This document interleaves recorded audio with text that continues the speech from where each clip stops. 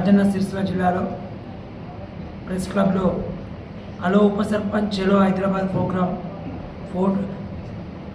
Poster release చేయడం జరిగింది.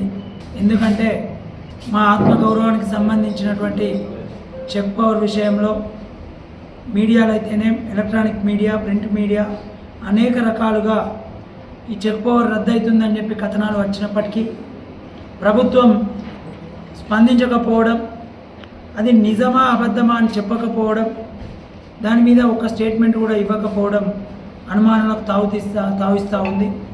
ఎందుకంటే మేము గెలిచిన తర్వాత ప్రమాణ స్వీకారం చేసిన 10 రోజులకే ఉప సర్పంచ్ల చెక్ పవర్ రద్దవుతుంది అనే ఒక న్యూస్ రావడం, దాని వెంటనే 1 గంటలోపు సంబంధిత మంత్రిత్వ శాఖ నుండి అది తప్పు, ఉప సర్పంచ్లకు ఎలాంటి అన్యాయం జరగదు, చెక్ పవర్ రద్దు చేయడం లేదని చెప్పి వెంటనే ప్రకటన చేసినారు.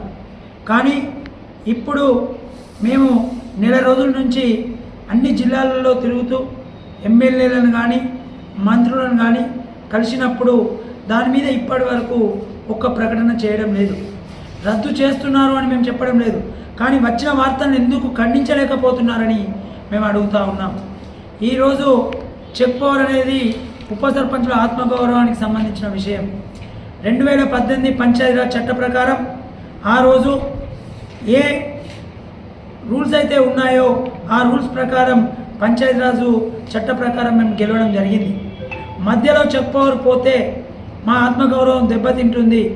అదే కాదు, అనేక రకాలుగా ఇవాళ అవమానపరుస్తూ ఉన్నారు ఉప సర్పంచులను. తీర్మానం మీద సంతకం తీసుకోవడం లేదు, చెక్కుల మీద మాత్రమే తీసుకుంటున్నారు. అంతేకాదు శిలాపలకల మీద మా పేర్లు పెట్టడం లేదు. ఇవన్నీ పెట్టాలని చెప్పి డిమాండ్ చేస్తూ ఉన్నాం.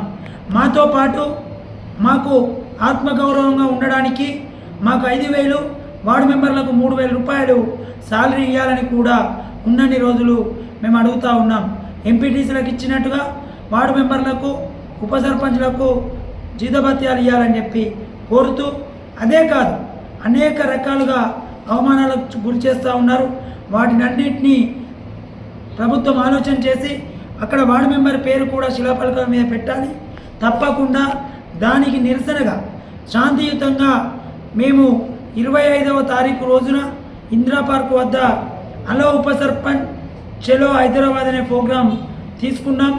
దానికి అనుగుణంగా అందరినీ సన్నద్ధం చేయడానికి జిల్లా కమిటీలు, మండల కమిటీలు వేస్తూ జిల్లాకు మండలానికి తిరుగుతూ ఉన్నాం.